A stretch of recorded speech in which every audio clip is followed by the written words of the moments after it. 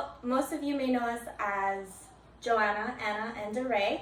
We're also the founders of Good Food Movement, and we are shooting this video to talk about our food journeys and why food matters to us and tell our vegan stories. Cool. Yep. All right. Yeah, so we want to, because we have all these events and we do put out all this content, and we just thought it'd be cool for us to introduce ourselves and explain why we care so much about this topic. So for me, I think I grew up eating McDonald's. You know, my family shopped at Walmart for groceries, fast food, Lunchables, all that stuff. Even though we ate Korean food a lot of the time, but it was just like we didn't really think too much about where our food was coming from, and we were lower income. Then I went to, when I was 12, my cousins had all gone vegetarian out of nowhere. It was like Thanksgiving, and I was like, what's going on? I looked up to them. They were like, you have to watch this PETA video. This like Meet Your Meat 4-minute video of slaughterhouse footage. And it was like really devastating for me because I actually had never put together the visual of slaughtering animals and then like the meat I was enjoying every day on my plate. And because I couldn't handle it, it was like the terror in the animal's eyes, like it's just something that I couldn't believe, and like I knew that it wasn't something I fundamentally supported or could continue to support. So that was like the day I never ate meat again, except by accident. So that was when I was 12. It was like 16 years ago. But I never ate organic, local, like none of the other stuff really mattered to me. It was just like not eating meat.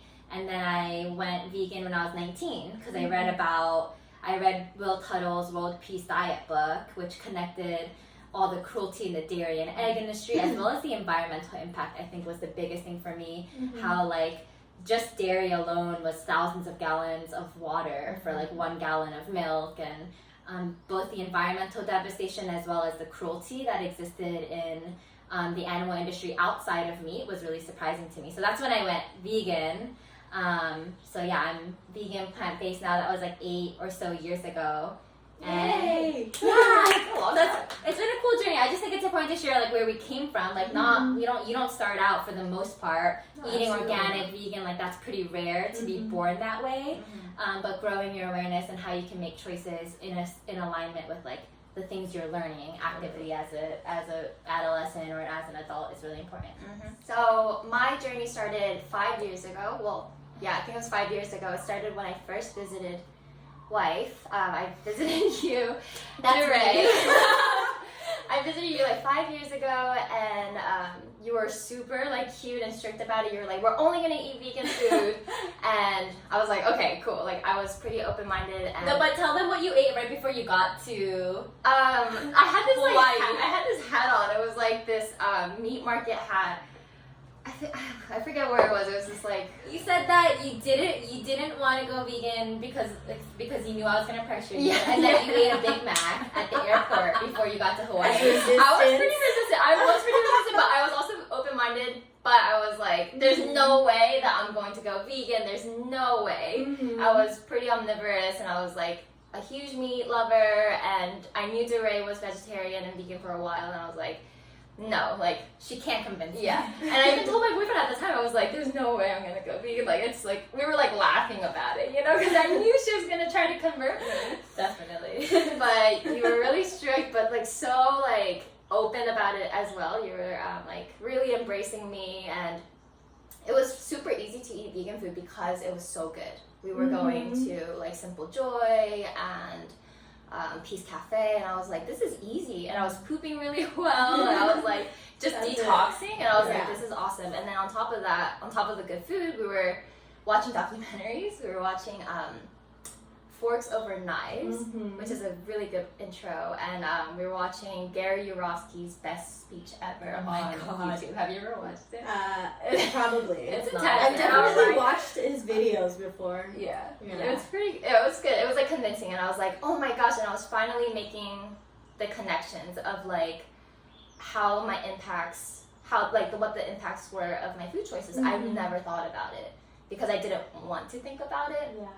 Because it's convenient not to think about it. And so like watching the documentaries, I was like, okay, now that I have the information, I can't actively like support this. this And ignore what you and just ignore learned. what I just learned, because I was like, I can't live with it, I can't support it. And I went vegan after my trip to like visit you. I was like, the transition was like really intense and like extreme. Immediate. And immediate. It was like so fast. And when I got back home, like my boyfriend at the time, he was like, he was like, he thought it was hilarious that I was converted, but I was like pretty like strict about it. And I was like, you have no idea. And I was just like, I became this like super emotional and like aggressive and like confrontational. And then it was like the peak of like my emotional like vegan journey. I was working for the Humane League for animal rights, and I was starting this like vegan club at my college. You hosted a screening. I was hosting a screening at my house. Like it was, and I was watching like Earthlings. It took me like 3 days to finish it. It was so harrowing and horrifying. I was like, I can't actively be a part of this like unnecessary suffering. So those were my trigger points. It was like what's happening behind the scenes that I didn't ever know. And it was like the moral, like ethical, like dilemma of like, if we can't watch where our food comes from, then we shouldn't eat it. Yeah. Or if I don't have the stomach to do it myself, then like I can't have someone else to do it for me. Yeah. So and then it was also the environmental impacts that was devastating, you know. And I was like, I can't do this. So like during the 5 years, it's been like a total roller coaster where I was like super strict vegan. I was like getting into a lot of debates and like arguments with people about veganism, and fighting with a lot of my family members about it. And you know, like, and then I went to like I was like, I kind of like lost like the wind of it after like a year or so, and then I went like vegetarian, and then I went pescatarian. And then like low points of my journey, I was eating like anything that my family was giving me, because it's easier to just eat anything without arguing with them.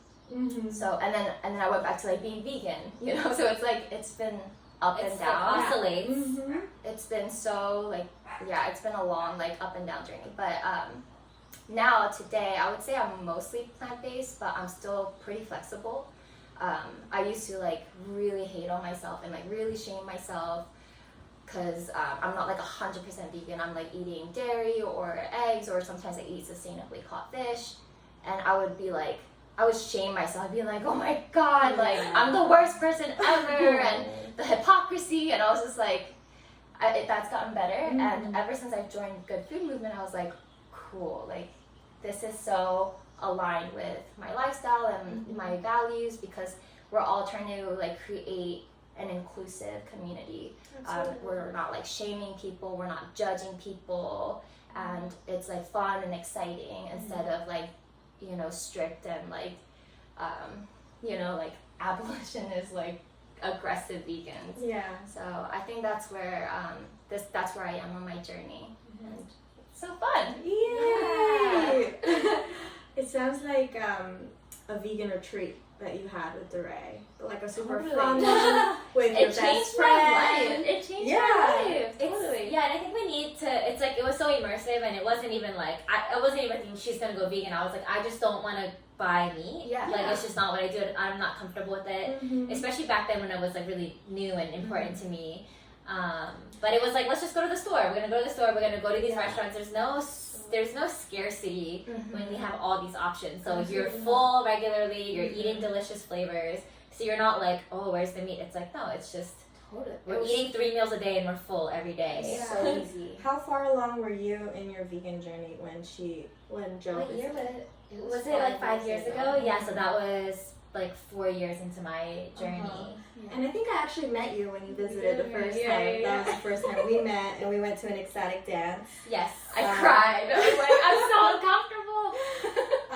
I didn't know we were going to be this close now, but which is funny because we've had our own ecstatic dances that were completely vegan as well. Yeah. But both of your stories resonate super hard with me because, I mean, growing up in the 90s and 2000s, you eat fast food and you just grow up in a very meat heavy culture, and that's what American culture, food culture is right now. And my culture, Filipino culture, is a lot of pork, fish, of course, sometimes chicken. So that was just very normal. And I never even met my first vegetarian until I was in college. Wow. My first vegetarian friend, she lived on the floor with me in my freshman dorm. And never forget your first vegetarian. I never on the Big Island. I grew up in Hilo, so it was very rare, I think.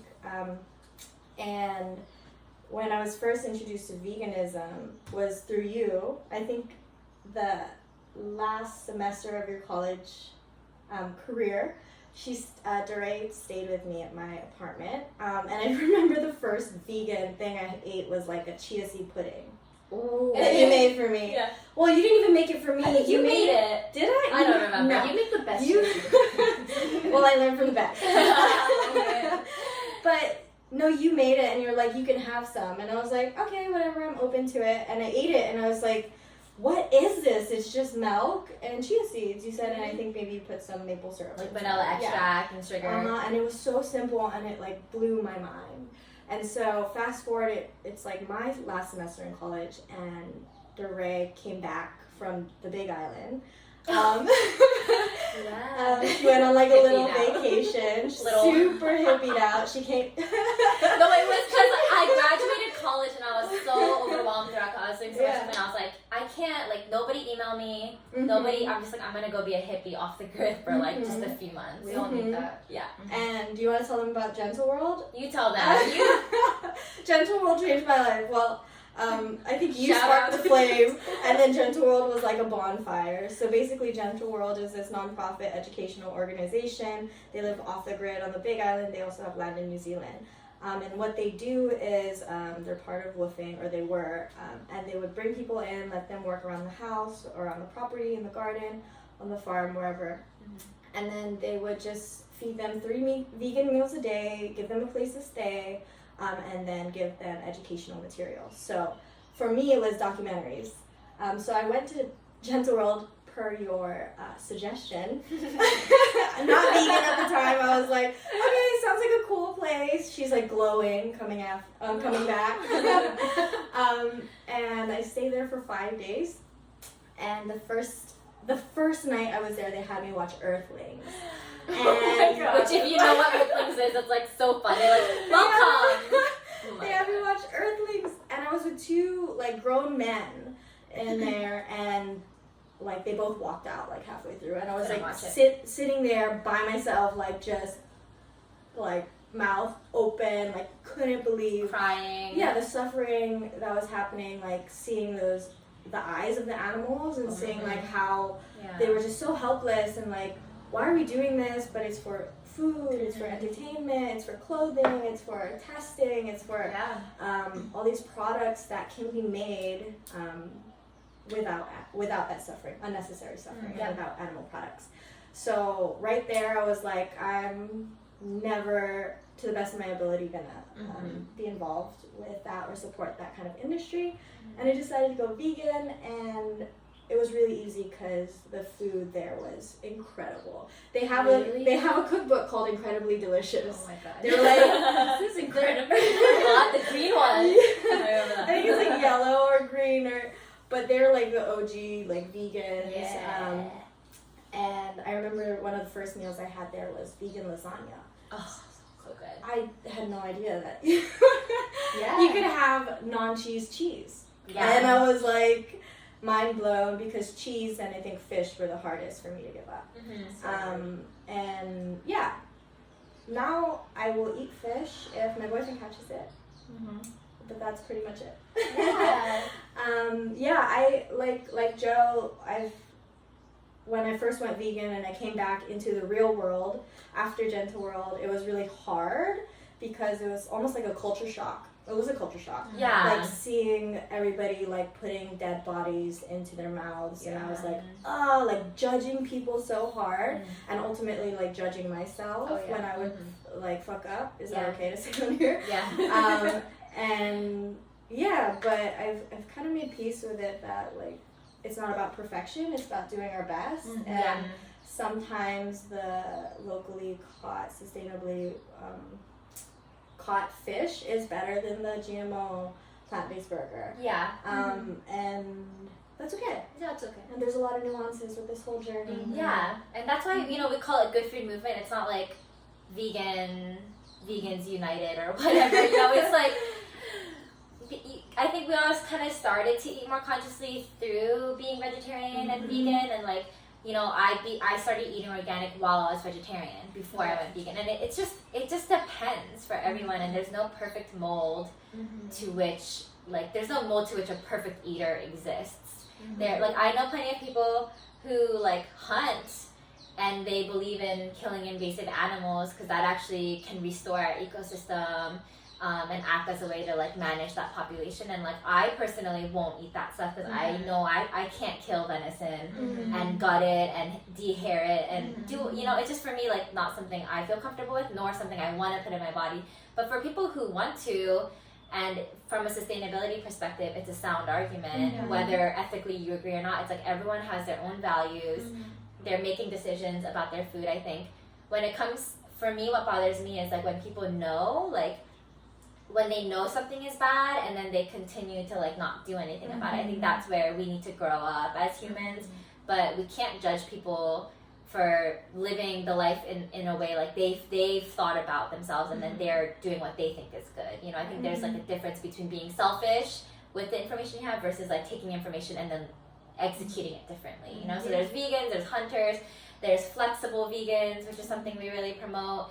There's imperfect vegans, you know, like we all, I don't know a single vegan who like doesn't cheat. I know there's a very select few who are very extreme and can be very judgmental and mean, but most vegans and vegetarians and people on this journey are like, we're imperfect, we mess up, we take the free thing at the event, but like for me it's like I won't buy it. Like I'm never gonna buy cheese, I'm never gonna buy dairy, I'm never gonna buy a cookie with that stuff in it. That's my personal boundary.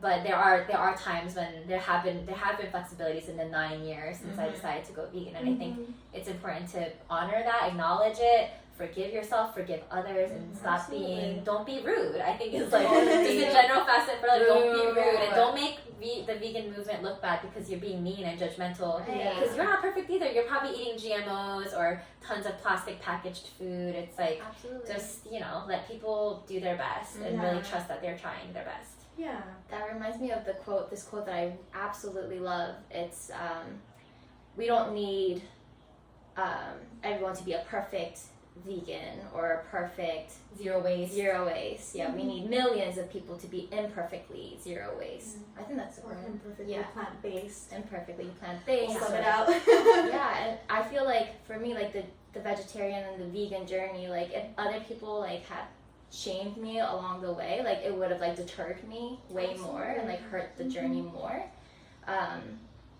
But yeah, I feel like it's been like a gateway to like being more conscious about like what I'm eating or like what I'm putting in my body.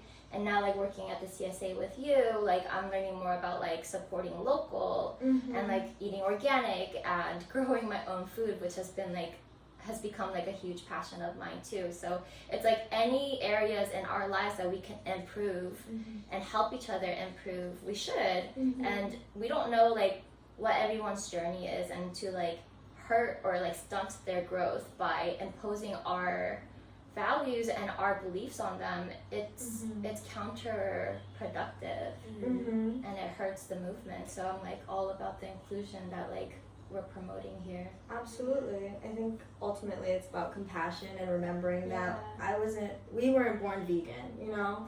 It's been 8 years, 9 years, 5 years. And so just having compassion because you know where that person came from. You know how it felt like and how heartbreaking it was to see that first like video or whatever. And sometimes people take longer to process things emotionally, intellectually. We're all somewhere on the journey. I remember my first Thanksgiving being vegan, and I made this like spread. It was so good.